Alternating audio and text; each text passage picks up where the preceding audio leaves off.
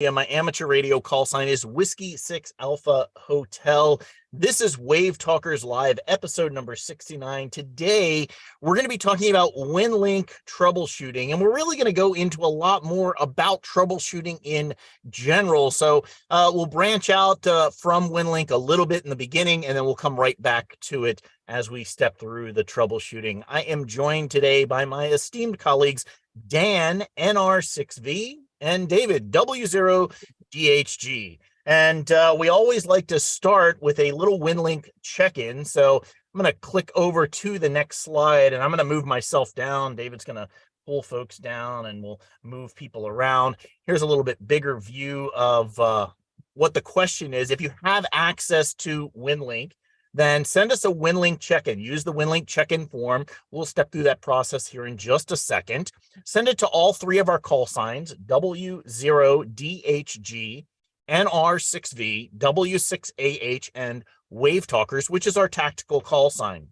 The question for today to add into the comments section there is, what is one thing you have learned about your station through experience? And I like to think of experience as that marvelous thing that lets you recognize a mistake when you make it again. So let's step through that process here together. I'm going to jump over to the walk up. Here's my Microsoft Surface that I'm using, and I've got Winlink up and running already. What you want to do is just click on the little new message icon that's here in the left-hand side, and you're going to come up to the select template button. Go ahead and give that a click. It should open up your template manager. You want to go into the standard templates. Go ahead and give that a click. You're going to come down here to the general forms section right there. Go ahead and give that one a click.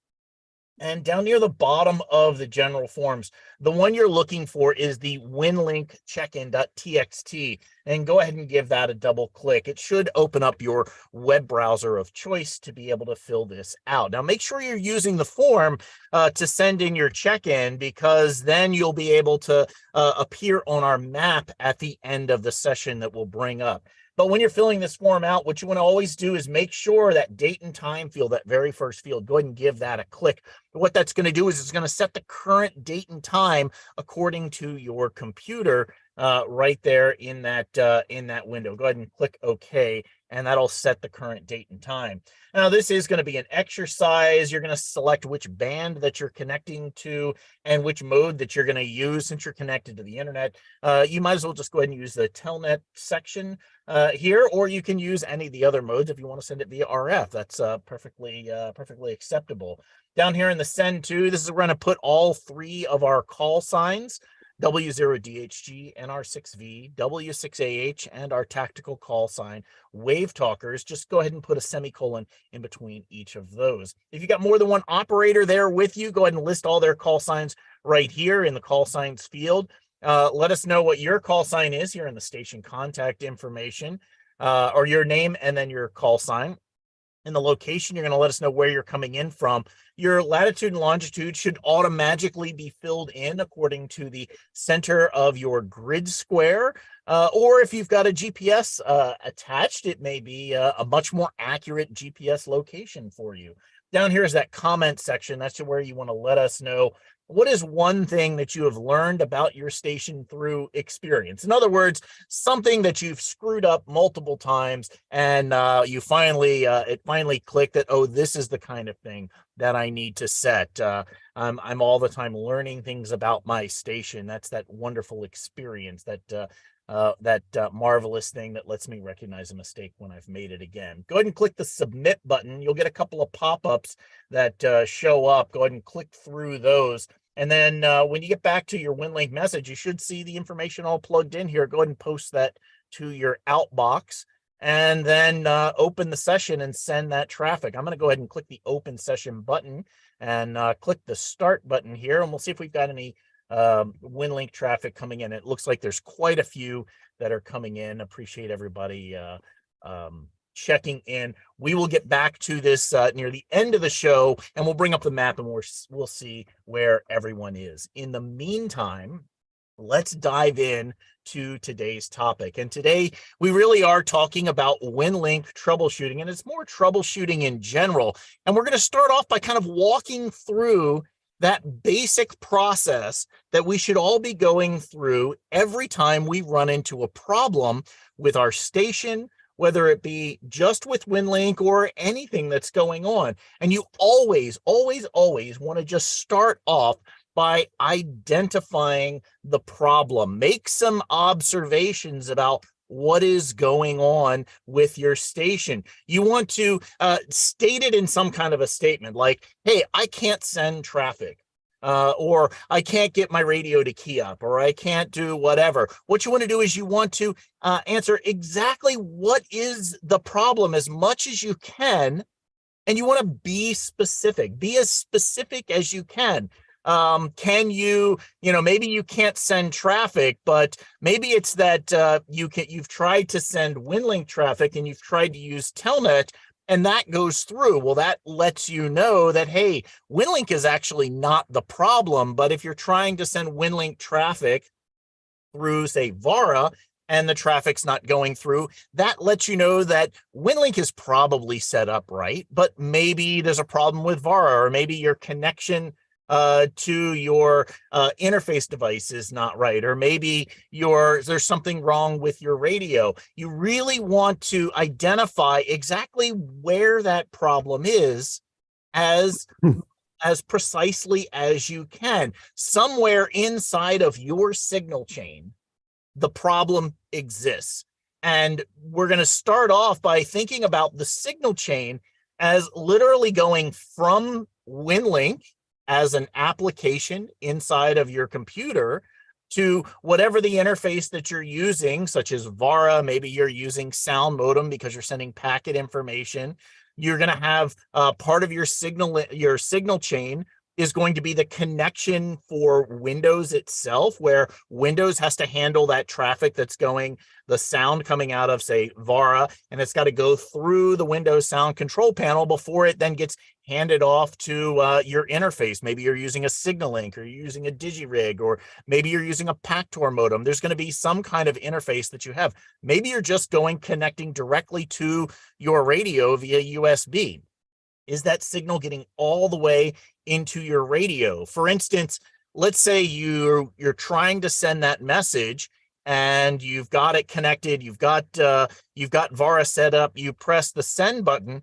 When you do that, does the transmit button light up on your radio? If the transmit button doesn't light up, the problem is somewhere perhaps up here further in the connection where your computer and your radio are not talking fully. Maybe that's going to let you know that the problems may be in the push to talk portion of your cycle. It could be that there's settings inside of your radio that need to be tweaked. There's lots of ways that you can go in and you can start probing to try and figure out where that problem is.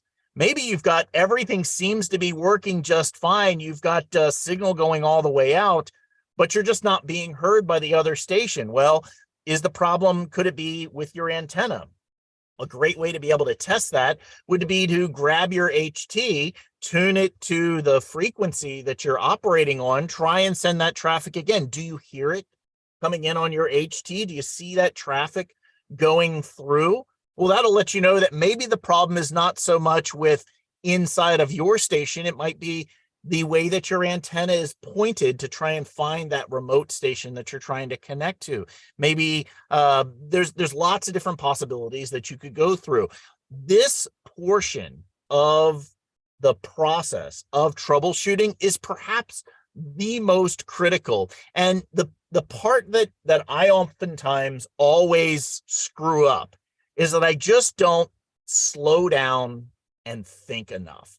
You really want to just take a second, take a step back, look at the problem that you've got, really identify what exactly is that problem. Do not assume that, oh, there's this, this is what's going on because I always have a problem with this kind of thing. Step through each stage of your signal chain to try and figure out exactly where that problem is. I also want to introduce you, if you're not familiar with this concept, it's the concept of parsimony. And this is it's something that we use in science that says the explanation of a thing or some event is made with the fewest possible number of assumptions. So, and it's oftentimes the simplest solution as well. So you don't want to jump right to the conclusion that, hey, the firmware inside of my AuxComm 7300 is completely screwed up and it's not making this work. Or there's a problem with this deep software problem that's buried way inside the machine. It's probably not those answers. It's probably something much simpler. It could be simply that, hey, I'm missing a driver, or I don't have my antenna cable plugged in all the way, or that USB cable that I have might have just gone bad. You're going to think about those connections that you have, really step by step, go through that signal chain that you have, and you'll figure out exactly what the problem is. Simplify your thinking as much as you can. Look at the overview of your system and logically step through it. Where could the problem actually be? And that's the place that you want to start diving into next. Now, the second step of the troubleshooting process is to research the problem. Yes, I'm sorry, you might have to read the manual. You might have to go onto YouTube. You might have to phone a friend, call another ham, go look through some of the previous episodes that we've done here on WaveTalkers up on our YouTube channel and see, is there already a solution that somebody's identified, or maybe there's a guide that you're able to step through. If you spent the time in that first step to identify exactly where the problem is, just write that problem down, copy it, go on to your web browser of choice, open up your search engine of choice, perhaps Google, and go ahead and just type that in and see what comes back. More than likely, you're not the only person who's ever had this problem. Somebody else has already run into the problem. They've asked the question, and you're able to find some help with it. But you've got to really be specific about what the problem is. Now, for almost every problem, and this is a very broad number, so don't quote me on this, but for about 95% of all the problems that are out there with your station, it's almost always, is it plugged in? Now, that could be a physical cable. That could be your antenna plugged into your radio. That could be the cable that's connecting your radio to your audio interface. It could be the virtual plugged in between, say, Windows and the software. And that's simply, you've got the wrong audio interface selected. That happens to me all the time. I move my station from one location to another. I unplug the USB cable and I plug it into maybe a different port, and Windows just identifies it as a different device. So stepping through this process of asking yourself, is it plugged in at each different point? If you've gone through that overview and you're trying to figure out where the problem is, you know a much better way to be able to narrow down and find where you can find that possible solution. All right, you've done that. Now you're going to create a hypothesis. This is just your best guess as to how you might go about fixing the problem. You're going to come up with some kind of an experiment then to test your hypothesis. You're going to, as we like to say in science, run a controlled experiment. Now, a controlled experiment is simply one in which only one thing can go wrong. Now, this would be ideal if you could actually pull this off and design an experiment that's going to say, hey, you know what? If I unplug this cable and I can still see that audio is going in there, and then I plug the cable back in, I'm going to see the little light show up on my audio interface. Or when I press the transmit button from Winlink, I should see the transmit button light up here on my radio. Or I've got an HT and I've narrowed down the signal chain to know that when I hear it coming out, okay, now I know my problem is that I'm getting the audio all the way out of my antenna. I need to just point that antenna a little bit better. Something along those lines. Next, you're going to analyze your results. Well, Is your guess right or wrong? When you made that change, when you unplugged and replugged the cable, when you made that setting change, did it work? And if it did work, you want to ask yourself, did whatever the solution that I came up with, did it make the problem better? Did it make it worse, or did it not change at all? If it didn't change, either you maybe didn't make enough of an adjustment. So let's say you're trying to adjust the levels on your on somewhere in your radio. Maybe you didn't adjust the levels enough. So you might want to go back, try that again, just increase those levels a little bit more. Hey, did it make a difference? Maybe it made it better. Maybe it made it worse. Okay, undo that. Always make sure you remember what the setting, what the setting is. Write it down before you make the change. So if it doesn't make an effect, you can put that back, because that likely is not the problem. Remember that law of parsimony. You want to only, it's going to be a simple solution. It's going to probably be one thing. One of the biggest challenges I run into when I go to start troubleshooting a problem, say, I think there's a problem in the settings inside of my radio, is I'll go through and I'll start making a whole bunch of changes, one after another after another. Which one fixed the problem? I have no idea. Take a step back, take a deep breath, make one change. Make that change. Did it get better or did it get worse? Put it back. Sometimes you'll see a checklist of a couple of things that you want to kind of walk through, but you're constantly wanting to ask yourself, what does the data say? What evidence do I have that this test that I've done is making the problem better, it's making the problem worse, or it's not having any effect at all? More than likely, you're going to walk through this process and you're going to get it. You're going to find out what the solution is from this simple little process. So the next thing you want to do is you want to document that solution, that experience that we talked about in the beginning, where you make a mistake and you recognize it because you've made it again. If you document the solution, you are working towards preventing a reoccurrence of this, so that the next time you go to set your station up, you don't make that same mistake again. I've done it over and over and over where I didn't document, I didn't write it down, and then you know what, for some reason my brain just forgot that I had already solved that problem. So learn from my mistakes and document it. Now, how do you document it? You can build a checklist for yourself. This can be it could be a setup guide. So, hey, I'm going to take my radio and I'm going to take my KX3 out into the field, and I want to send Winlink traffic with it. Have a little checklist that says, okay, make sure that the antenna is set up and you've pointed the antenna. Make sure you're tuning it. Make sure the coax runs are connected. Make sure you're putting the ferrite choke on the right end of the coax line. I know it sounds a little bit silly to go through building a real detailed checklist sometimes of something that we set up and we do all the time, but it's that really simple process of being able to walk through that checklist and really identify, hey, you know what? These are the steps one by one by one that I need to go through in order to get this station to get up and get on the air. And after you go through it a couple of times, you might not need it, but it's still good to have, because a lot of us will go out and we'll set up our stations, we'll operate them, we'll do a lot of testing, maybe we'll get out, we'll operate for field day, and then we don't get out and we don't test our stations all the time. And so we forget over time that one little detailed step that we need to do. So document all of that.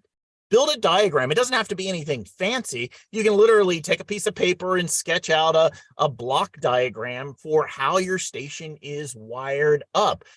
Use labels and label your cables and keep everything all together. All of these things will reduce the problems that you have, and it will go to solve all of this. Do things like take screenshots. If you're not sure how to take a screenshot, last week we talked about a program that's called, what is it called? It always goes out of my mind when I need to be able to do it. It'll come to me in just a few minutes.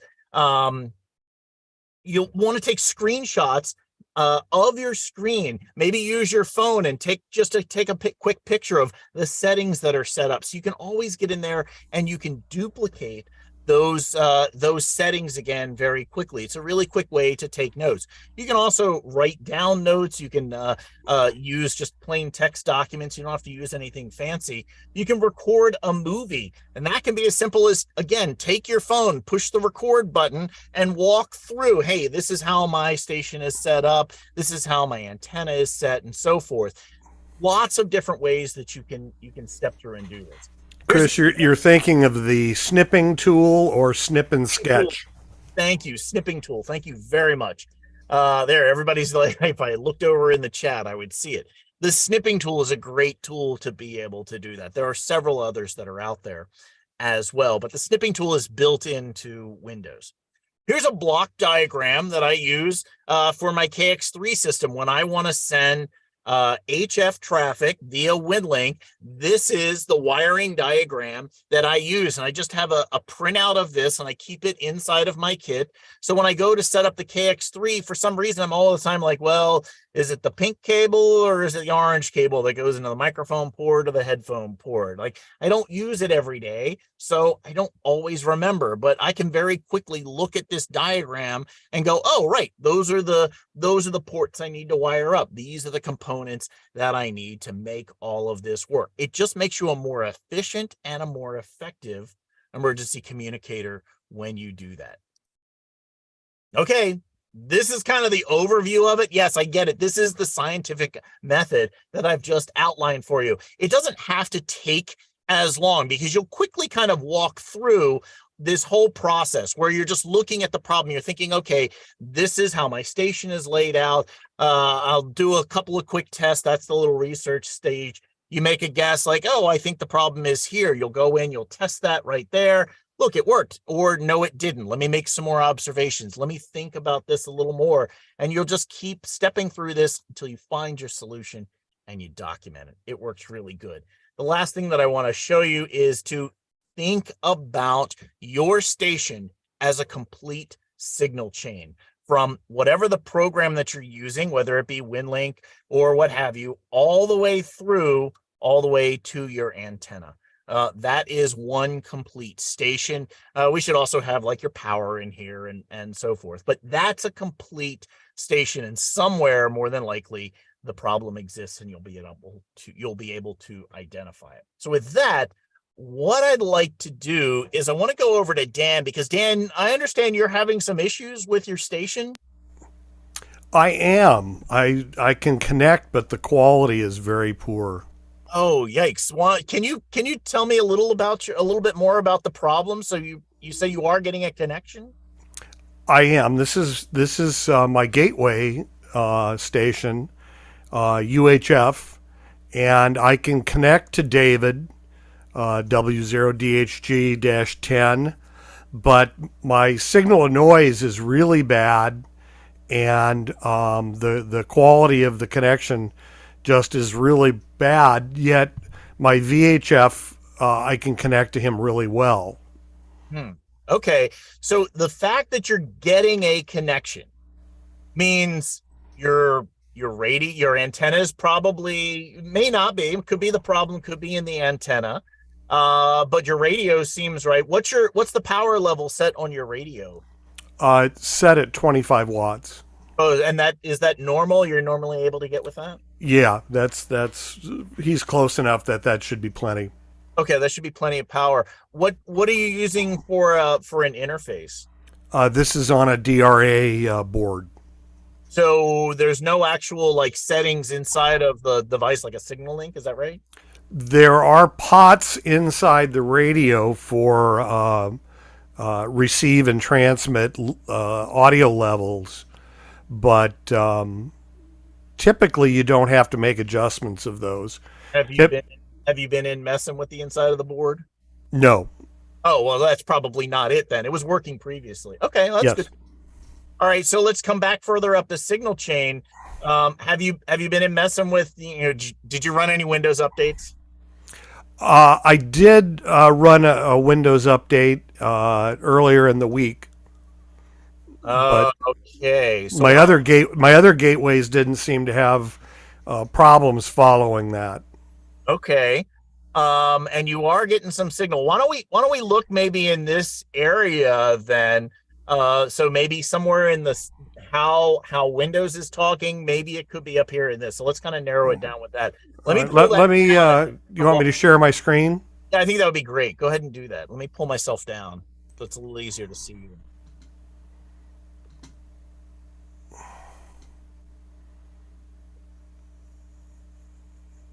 Okay, so that's your Vara. Well, it looks like there's a Vara update, but did you run the Vara update on your other station? No. Probably not that then. Okay, well that would be nice and simple. Bill's asking what's changed as I kind of look at your meters, that VU meter that's on your Vara. That looks now that I look at it, that is low. It should be more up in the minus 10, 12 dB range. So it should be more at like the 3/4 mark, right? Right. As it's receiving. Okay, so that could be. So what are some of the things that you could get in and maybe to kind of tweak that up? Well, I could tweak the levels inside the DRA board, but I think my first step would be to bring up Windows sound settings. And let's see, that would be recording level. So here's the DRA board. Let's look at the levels on that. So one thing to note, Dan, is that set up as a default communication device. You want to undo that when you're done making these other changes. I've never. It's not the default device. It shouldn't be. So you should pick that microphone at the bottom and set that as click that microphone. Nope, the one above it. The one above it that's already checked, and hit the set default. Yeah, well, it's set as default, but not default. That was going to remove it from the DRA board. Okay. Because otherwise, any Windows sound or any other sound that comes out of your PC is going to push out through the DRA board. Okay. You don't want that. Okay, so back at the DRA board, if I go to properties, I know on the DRA boards, one of the problems, but it makes it go the other way, is if you have this AGC checked. I know it pushes it off, but that's not this problem. Do we see that? Do we see that kind of right away?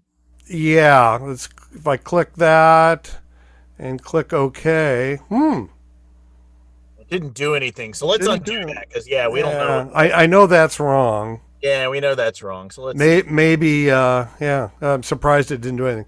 So if I go to levels, I can see right now my microphone level is set only halfway up. So let's see if I bring that up. And looks like it moved the VU meter just a little bit, but not really. Oh, do you have to apply it? Yeah, I think you got to apply it. That's not making there. Okay. That really should bring that up. I'm not sure why it didn't. Make sure that's the sound card that's selected. And DRUHF. I don't know why that didn't do it. It worked fine in rehearsals. Maybe try an auto tune, or let's see what we can do to make the signal better. See what it thinks you need. Okay, well let's ignore that problem for now. Well,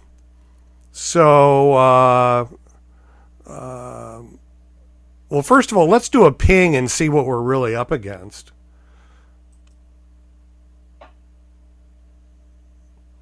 Okay, so you see my signal to noise at 0.4 is horrible. Normally you want something like 19 or better. So we know there's a problem there. I think I might want to go and look at my drive level.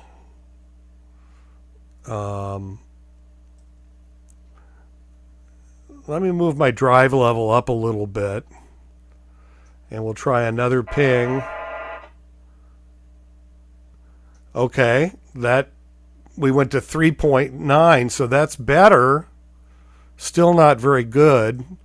Let's try another chunk here. You're actually driving with a little layer, dropping your drive level down. Yeah, we're over driving, which Oh. I know one thing I found is that often too much power, too much drive, too much audio level will kill your quality faster than anything else. So now we're starting to get in the neighborhood here. We're in green, so You move that the ping window over a little bit so we can see it, where you're cut to your left, to the left. yeah, let's do this. We're having screen problems here. There we go. A little bit more. There you go. Look at that. We can see now. There's the But yeah, okay. perfect. Now we can see it. Okay, so that worked well. Let's try another chunk here. We're 28.3. We can try going another step, but I suspect we're about as good as we're going to get. Yeah, see, it dropped now, and I think if we go another step, it'll drop even more. Yeah, 26. So seems like the sweet spot was back here. Whoops.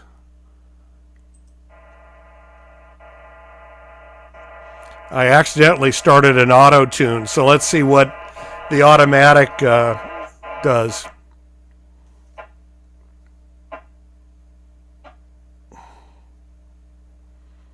All right. Well, the auto tune is suggesting a sound level change,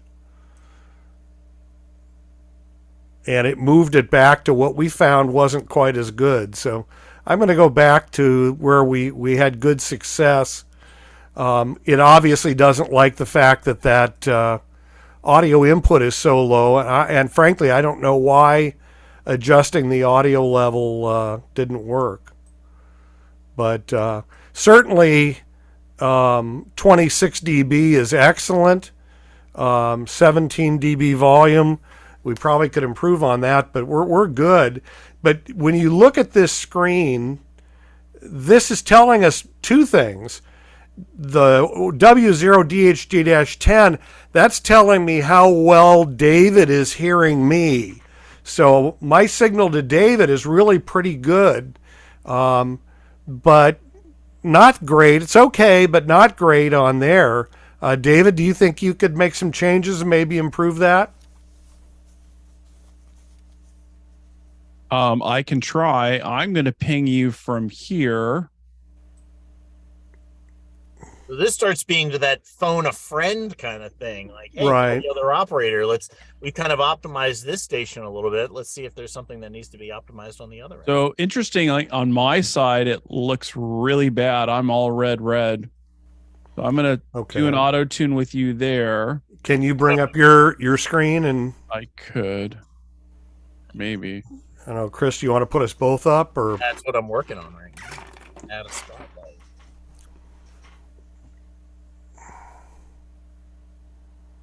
So got my screen up now, and it asked me to decrease the UV level. Can you hear me?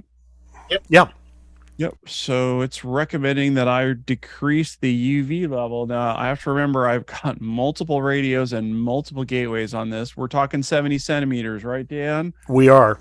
So I need to go into my signal link. That's what's running my 70 centimeter here. And it wants me to reduce it. So I'm going to back it off a little bit. We'll do it again. And because I have a signal link, I can reduce it in the settings here, or I can reduce it at the signal link. Now, in troubleshooting, you might want to look at other factors. So let's see what this says this time. Better? Now it wants me to turn up the transmit a little bit. I'm going to pivot out of here slightly just for a moment, because I want to see. Dan's not always the best signal for me. Oh, actually, no, on 70 centimeters, that's what I'm going to have to do. So I'm going to turn this up a little bit. Yeah, we know from experience we're not going to get a perfect signal here. The idea, though, is to try to tweak it for best signal.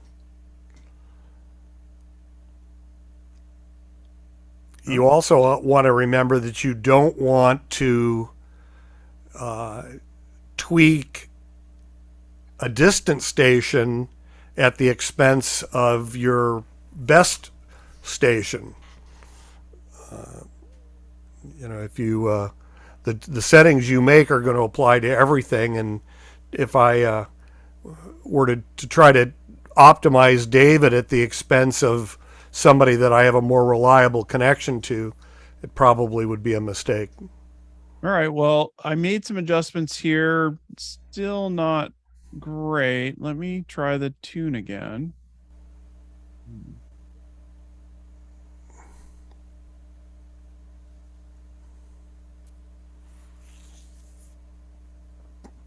What I find most interesting about this process that we're going through is that we're the initial reaction, that initial guess of like, I need more power, and you're turning up the power. It seems to be that where we're getting better and better results is by turning down the power, turning down the gain, just a little bit different. So not in my instance here, because it's still asking me to turn it up. Okay. So we'll see. Yeah, but in digital, more is not necessarily better. Right. And this is the joys of trying to do these things live doing troubleshooting and testing something like this. More than likely, the problem that we're all going to run into is more that hard connection problem. We've kind of contrived a quick stage setup here of something we could easily show on screen to work through. But that's the beauty of the ping function in Vara, because you can see both how the other station is hearing you and how you're hearing the response back. And even though you don't have any control of the other station, you can work with that person by phone or radio or whatever to change their settings. But you getting to see both sides really tells you the whole story, as Pat Harvey would say, the rest of the story.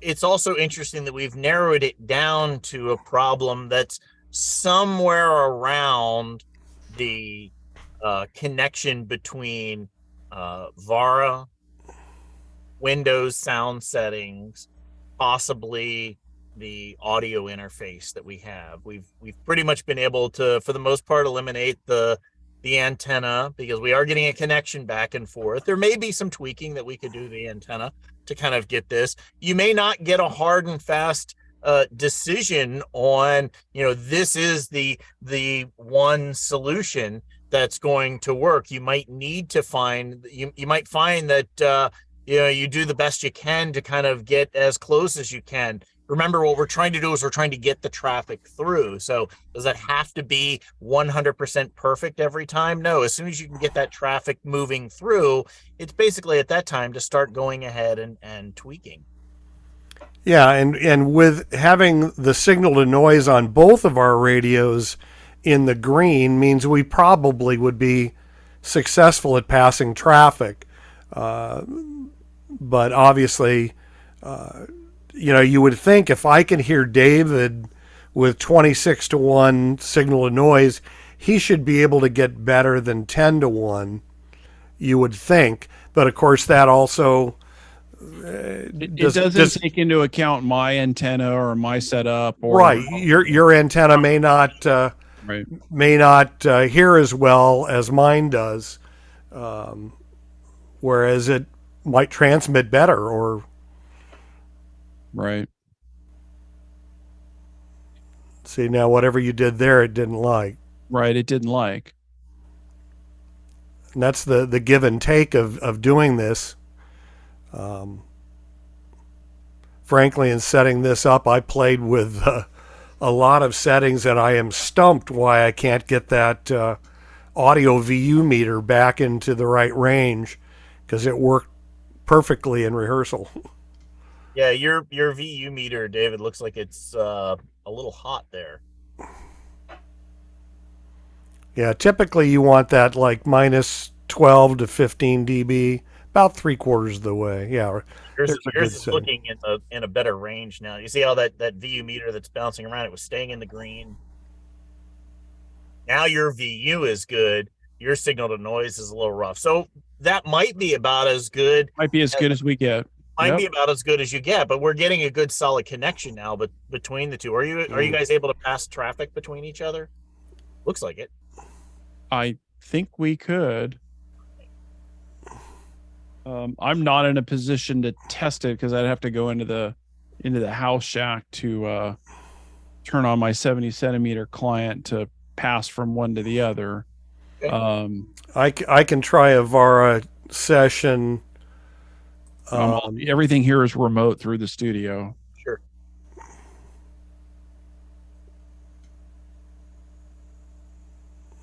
But I'm pretty confident that yes, not a good strong signal, but I know I could move traffic even with this. Perfect. So maybe what we do now is let's shift gears. Dave, you've got some other tools that you can help do some troubleshooting with. Absolutely. What's your suggestion there for troubleshooting? So we're going to shift problems now. We're not going to keep looking at the Vara connections that are going on. What's another tool that you've got in your toolkit for doing some troubleshooting? Well, as we started to say, there are lots of options. And again, when I start to look at this as a troubleshooting process, and I've worked with a lot of client stations over the last couple of years and even some gateways as well, right? As we showed, we might start with a ping, right? That's quick and dirty and you get a good response. That's Dan's 2 meter gateway. And you can see we have a good connection on 2 meters. 70 centimeters might not work as well. However, what might happen, what you might look at, and I'm going to switch to another one of my PCs here. If I can find it. Where is it?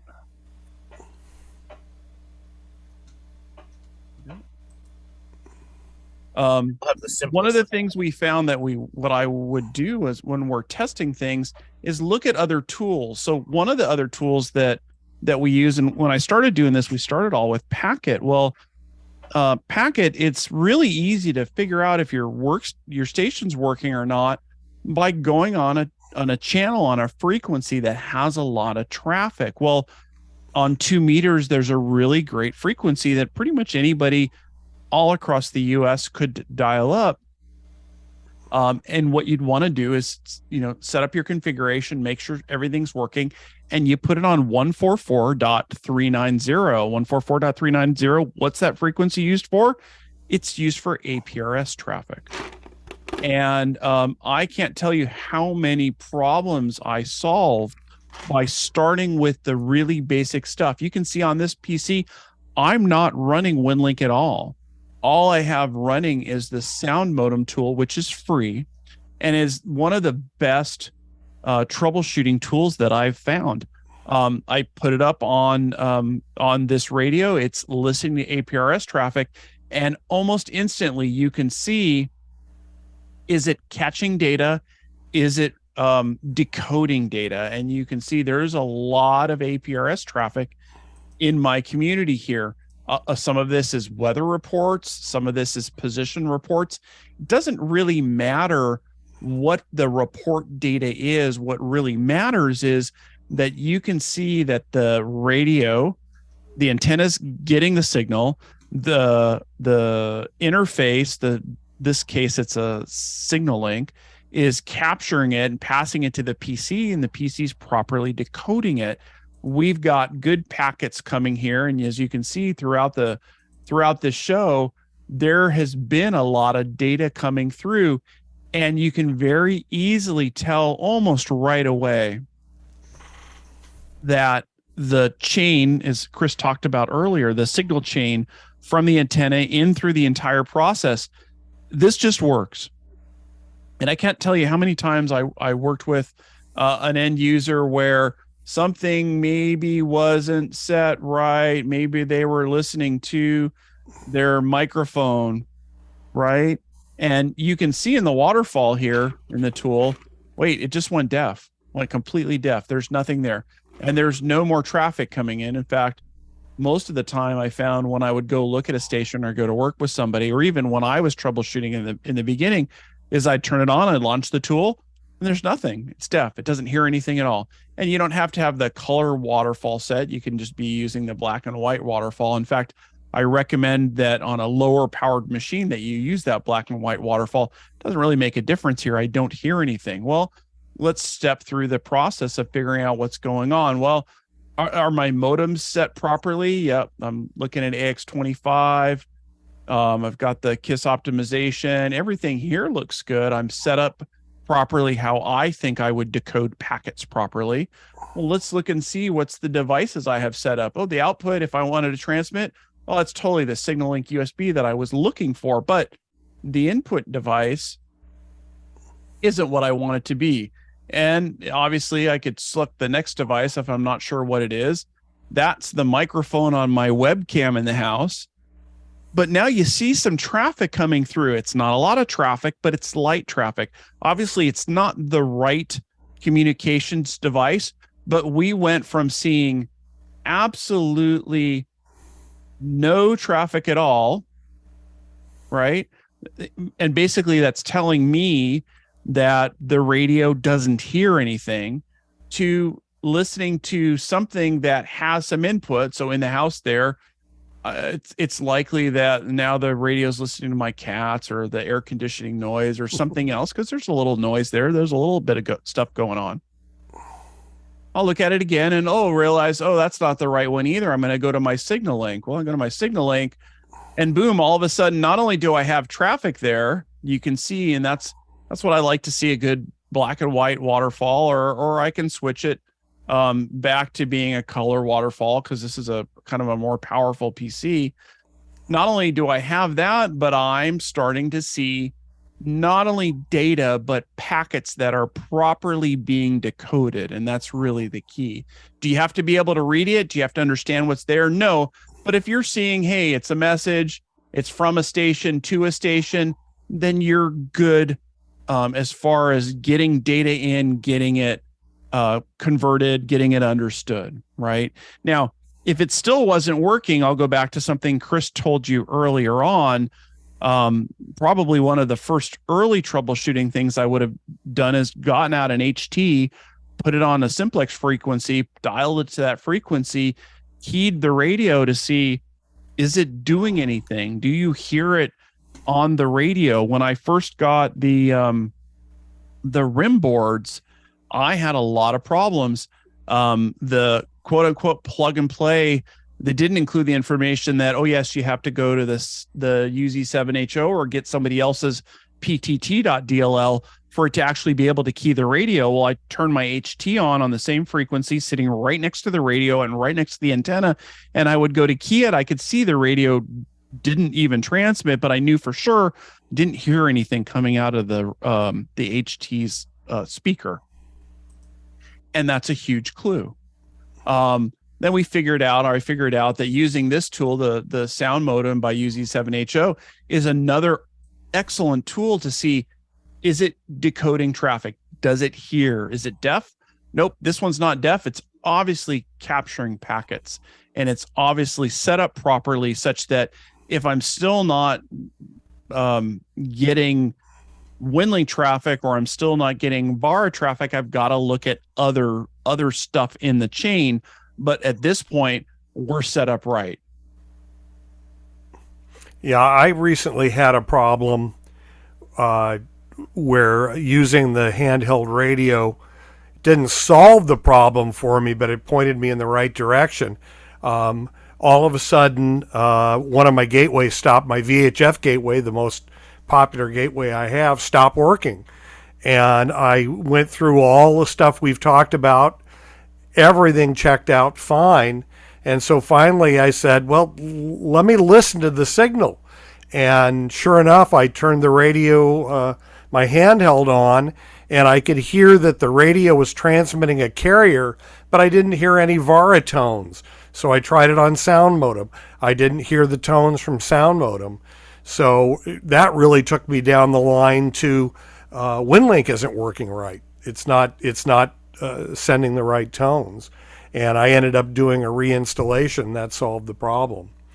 Still don't know why it got corrupted, but it did. But using that radio was really what solved or pointed me in the right direction to a solution. And there's one more thing in the sound modem tool that makes it a really good, valuable tool. And I'm going to quick share again, and then we'll bring it back to the team. This is my gateway into sound modem. Now you can see there's nothing going on right now, but there's no traffic on the frequency I'm listening for. And I don't know, Dan, if you could ping me. Is this your VHF? 2 meter packet. Okay. Send some traffic 2 meter packet. You might see stuff, but you also have the calibration tool, and the calibration tool, it's not going to help on Dan's end outside, but I can do a low tone. I can look at my radio. Is it transmitting? Nope. Yeah. Oh, it is. Oh, I go to high tone. Is it transmitting? And again, I turn my HT on and I listen here to listen to what that sounds like. And you can hear it coming out of your radio, or you can do both tones as well. You can also physically look at your radio to see, hey, is it keying or is it not keying? Oh, are you ready? You tell me when you're ready, Dan, and I'll go back to the share. I'm trying now. I got an. All right. Well, we don't have to demonstrate this part, but you understand everyone understands that if you're seeing traffic here on the sound modem, whether it's on this APRS frequency or if you've got it going on whatever packet frequency that you're running your gateway on, this is the indicator that you want to be looking for to see, is it working? Is it decoding? Is everything set up right? Now, there may be some reasons in the rest of these settings for the modems. You may have the wrong type of modem selected. You may not have KISS optimization turned on, and that may also affect what's going on in your signal chain such that you're not able to actually decode traffic. You may see stuff going on. You may see your radios transmitting, but if you don't have those settings set up properly, you're not going to be able to pass the traffic that you want to pass back and forth. Yeah, David, I cannot do it. No worries. I stopped the share. We can go. Yeah, I can't reach you from this radio, and I have packet turned off on the other. Not a problem. Digipeating. David, I think one of the huge things that you just said right there was, what is the indicator? What are you looking for to tell you this is working, this isn't working? And these can be really simple indicators. Things like the transmit light on your radio. Are you actually getting into transmit mode? It could be that, hey, we've got a sound coming in via the sound modem. We've got any of these different types of indicators to let you know that, hey, this part is working or this part is not working. Doing that documentation of your station is absolutely key. There's also some notes in here. Once you get everything working, I hear the traffic going on back there in the background. Once you get a system that's up and working and it's working really well, go in and take screenshots of all your settings right there. You got it working, great. Go in and take the screenshots of that whole signal chain. It can be done with your phone. It can be done with the various different apps that are there. But do something to be able to grab that traffic. I see you got your HT there, Dave, right? Yeah, so in the chat, I think it was Francina asked, well, what does the Vara tone sound like? And I turned off my original sound for musicians, so you should hear the tone through. I'm going to ping Dan with my 2 meter gateway, but I've got my HT here and I'm using that as a monitor to make sure I'm actually sending traffic. And this is what you're going to hear in your troubleshooting.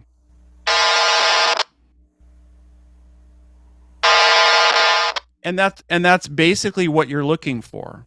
I could do the same. I could do the calibration. The calibration for the sound modem, it'll sound like this. That's the low tone. That's the high tone. And that's what both tones sound like. And sorry for all those ears that I just blew out. But those are the steps that I go through in the troubleshooting. You know, I started my troubleshooting career in the IT world. My process was always different than most of the other techs that I work for, because most of the other techs I work for wanted to start with, let's replace the motherboard, let's replace the big part. And I was always like, let's start with the cheap stuff. Let's start with all the cables. Are the cables plugged in? Because I've got spare cables everywhere. Yeah, your other guys were thinking like my auto mechanic. Yeah, well, exactly. I don't always have spare PCs or memory or CPUs. Let's start with the cables. Cables are cheap. Cables are easy. They're ubiquitous. They're everywhere. And often I found that it wasn't plugged in right, or it needed to be reseated, or doing a simple restart. And very often I'd walk away from a problem that somebody couldn't fix because I replaced a USB cable or a network cable, Ethernet cable or token ring cable, or some other cable that wasn't making the connection. And I have that mentality of, it may not always be the right thing to do, replacing a cable, but it's cheap and it's fast. And if you can get rid of the possibilities that are small and easy and work into the more complex ones, you'll often find, or I often found, that you solve a lot of the problems. Now, occasionally I did find one that had a bad processor or a bad memory or something else in the box of the PC itself was the problem, but it wasn't that often. Most of the time, it was something simple and easy and fast to take care of. Chris, I have one more thing to show. If you could share my screen again. Oh yeah, sure. Let me bring you back up. Go ahead, you're up. Okay.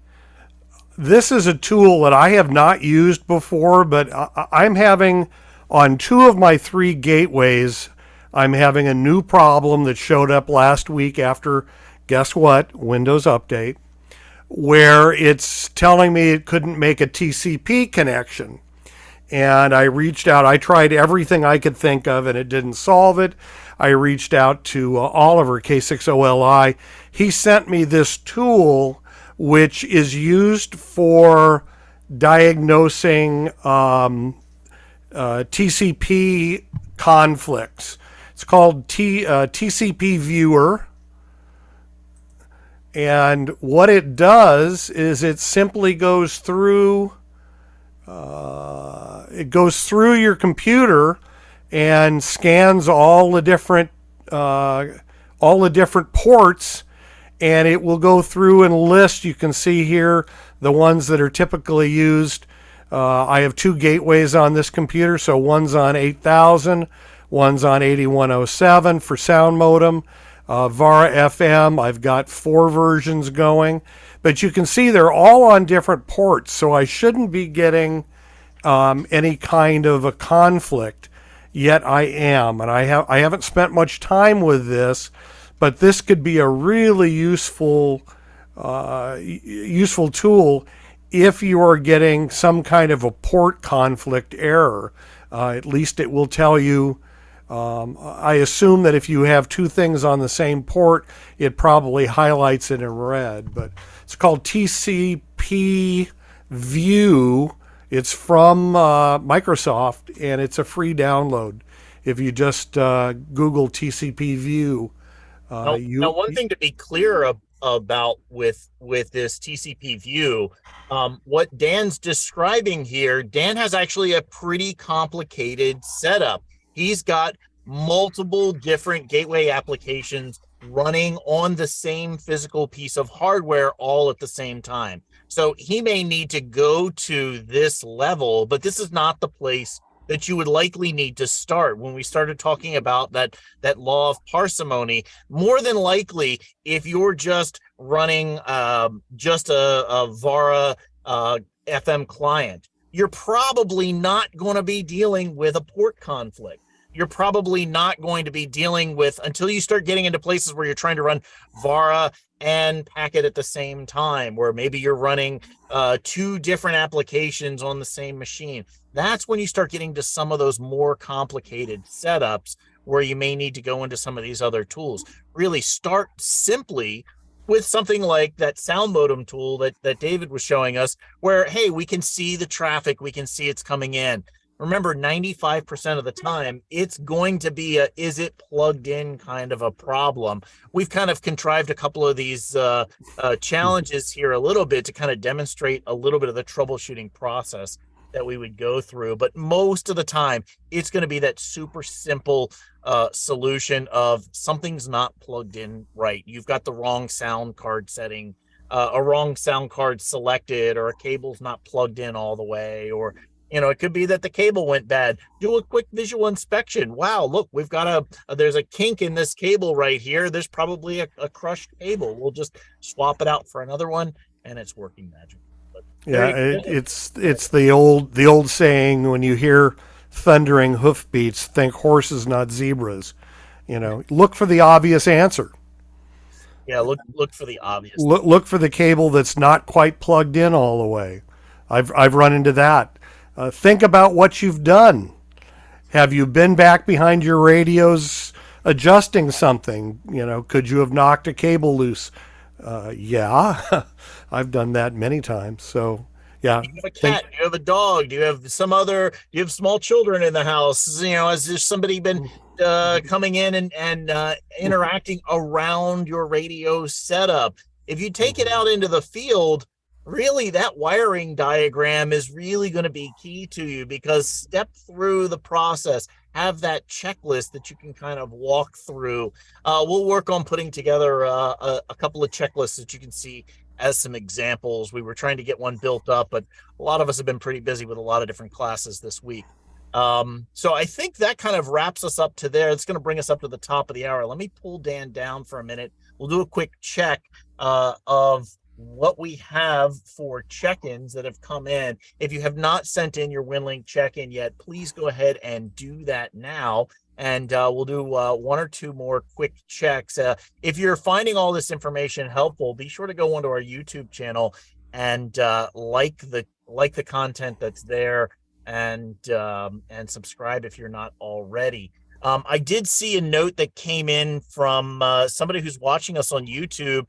They were asking us there if we had any suggestions on checking the health of an FM gateway. We'll look at that here in just a second before we completely wrap up. So let me do one more quick check here, see if we've gotten any more check-ins. Yeah, there's another one that's just come in. KG5KS got your check-in coming in there. Great to see that. And since we have another one, we'll do one more quick check. Sure we got everything. Great. Now what I'm going to do is I'm just going to come up here on the toolbar. I'm going to click on the little map icon here, and I'm going to select here from the drop down menu the check-in form, this Winlink check-in form. But notice down here there's messages. So if you want to see how this mapping feature works, you can always go into that little globe icon and you can select messages, and you can map all the messages that have come into your account on Winlink. But since I've gotten all of these Winlink check-ins that have come in via the Winlink check-in form, I'm going to go ahead and display that map here. And we're zoomed in here on Southern California, but I'm going to start off by zooming all the way out to a global view. And we'll blow that out to the full screen. I'm going to pan the map by right-clicking and dragging. And we do have some stations that are coming in here from Europe. It looks like we've got Franz coming in from Austria. Hey, thanks a lot for joining us over there. And Roland joining us from Germany. Great to see you folks joining us there. Let me go ahead and zoom back in on North America a little bit. And I will right-click and drag to pan the map over. We'll look and see what other connections we have. We've got Victor Echo 3 Yankee X-Ray joining us from up there in Canada. Hey, good to see you up there. We'll roll over these other pins to make sure everybody's able to see that we have gotten in the check-ins that have come in. Hey, Rory, good to see you there checking in. It looks like we've got Lloyd coming in from the Carolinas there. Great to see you, and really appreciate you joining us here. We've got a few folks here in the Tennessee area, quite a few that are joining us. Hey, there's Steve Waterman joining us, and look at that. He sent that check-in in from his shares station, which is really cool because when you're operating on Winlink, you can actually interact with people both with their real-world email addresses as well as some of the other systems that are out there, such as Shares and the Red Cross and so forth. And all of that can communicate back with your amateur radio station. So it's a really good thing to be able to see in there. I'm just going to quickly roll over a few more of these up here, make sure we've got everybody's able to see themselves up on the map that we've gotten. And we'll run down here. We've got some folks here in the middle of the country joining us. Love to see that. Great to see. There's King there in the middle of Texas and John down there near Houston. We'll roll over these here, see where folks are. We'll come up here into the Montana area and come on up into the Pacific Northwest. Roll over a few of those. So it's good to see everybody being able to check in there. I know some of these are pop up pretty quickly. And then we'll zoom back into the Southwest, where we've got quite a few folks down here in the Southern California area. Just zoom in down there. We'll go even, we got a few folks joining us here in the Vegas area. Great to see you guys and gals all joining us there. And there we are. So we've got quite a few folks joining us. Hey, we really appreciate everybody checking in and joining us and learning with us here on WaveTalkers. If you find this information helpful, please be sure to go onto our YouTube channel, like the content, so it gets shared to more users and they're able to join us. We did just come from a couple of us, David and I just got out of a ComX or an AuxComm class. And so I believe we've got a few of the folks that have joined us, other students that were learning with us in the class there. And I think we also have some of the folks that joined us from our CommL course that we took earlier this week as well. So we're really thrilled to have everyone joining us here on WaveTalkers. And if you really find the information helpful, be sure to go on to the WaveTalkers site. We've got a buy us a coffee link, and it helps us keep all this infrastructure up and running. It's super helpful. Every little bit really does help to make all of this possible. So let me zoom back up and I'll jump back over into the booth. We'll bring the guys back up, and I'm going to bring Dan up there. And whoops. I got it. Got it? Yep. And looks like. Did it work?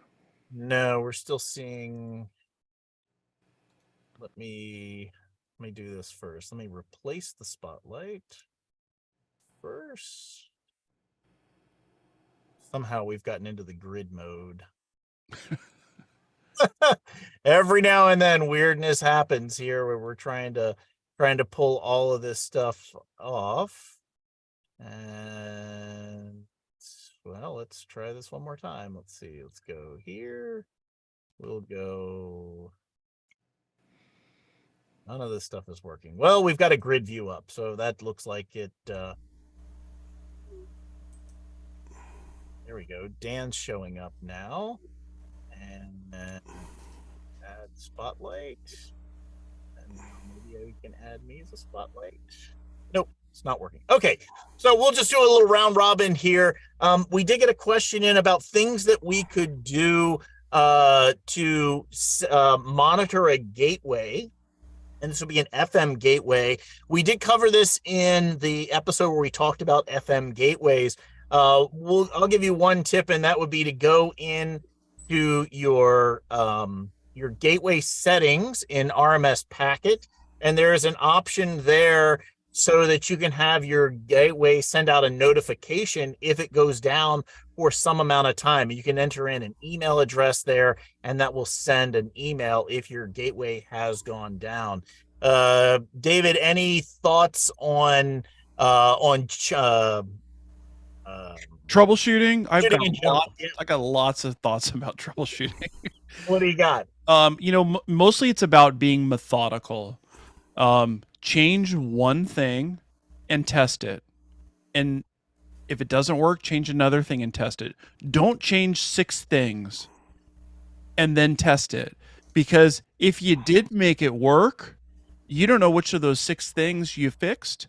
And if it didn't work, you don't know what those 6 things you did made it worse. So be Or you could methodical. fix your original problem and create a new one. Yeah, yeah. Do one thing and test it, and then do another thing and test it. And in between, if it didn't work, put it back, or don't put it back.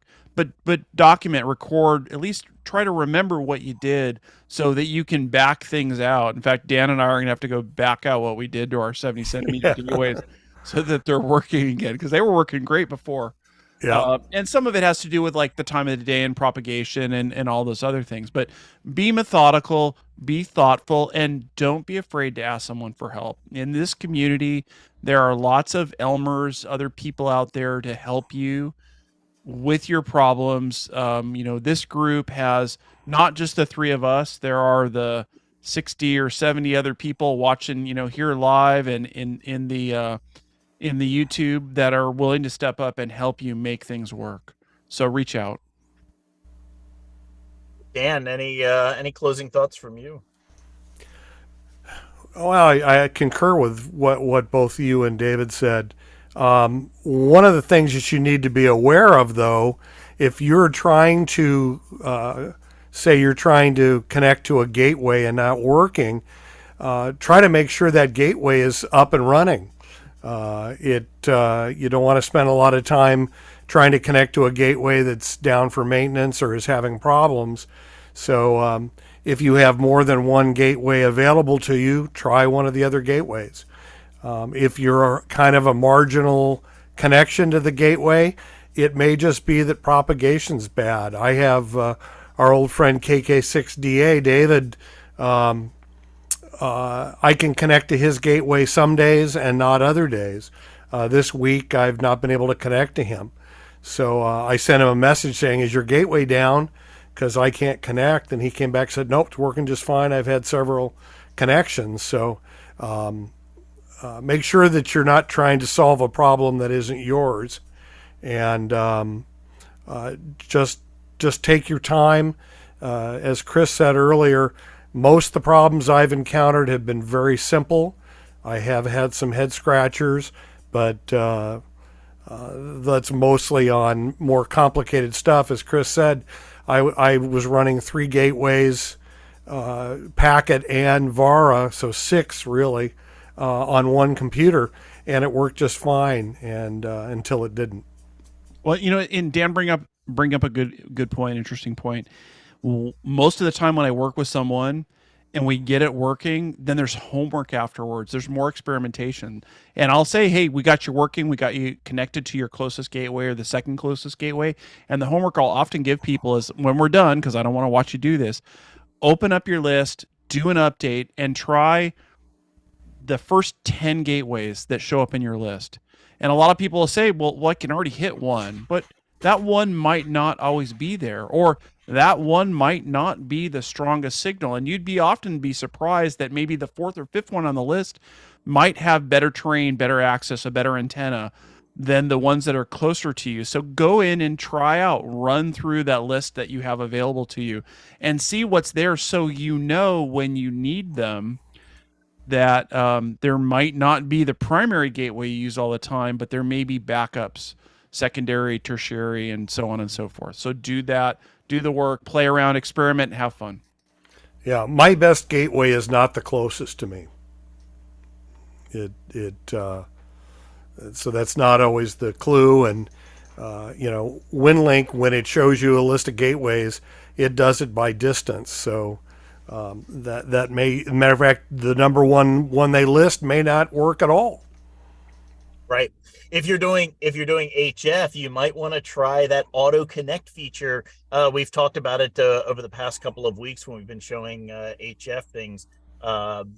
It's a really good feature. It really helps you bring. It'll allow your Winlink HF side to automatically reach out and find another connection that would work. When I'm thinking about troubleshooting Winlink, one of the things that oftentimes comes to mind is that I like to think of the car model when it comes to thinking about Winlink. For most of us, we're used to operating our regular old email system that we use every day. And I like to think of that as like driving an automatic.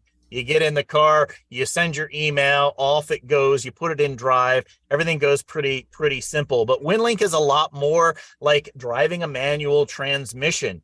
There are things that you have to manually do to put things in place, to make the connections, to say what kind of system you're going to send out on.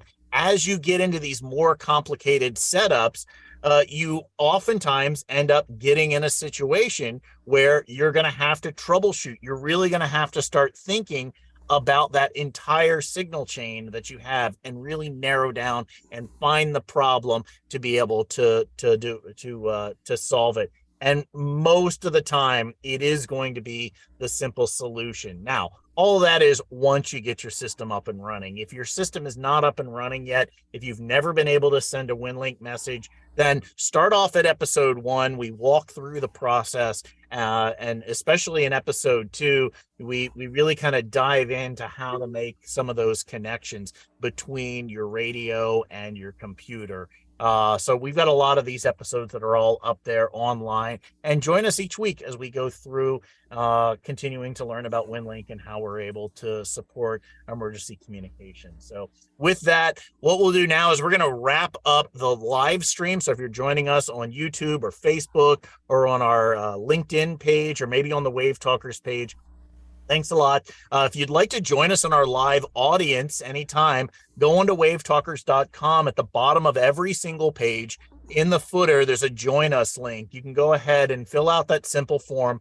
We send out one email each week, and it's got the link to the live audience. You're welcome to join us in the Zoom.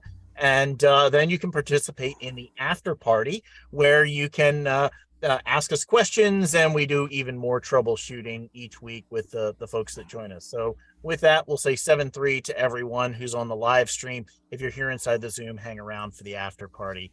Thanks a lot. 7-3. 7-3, everybody.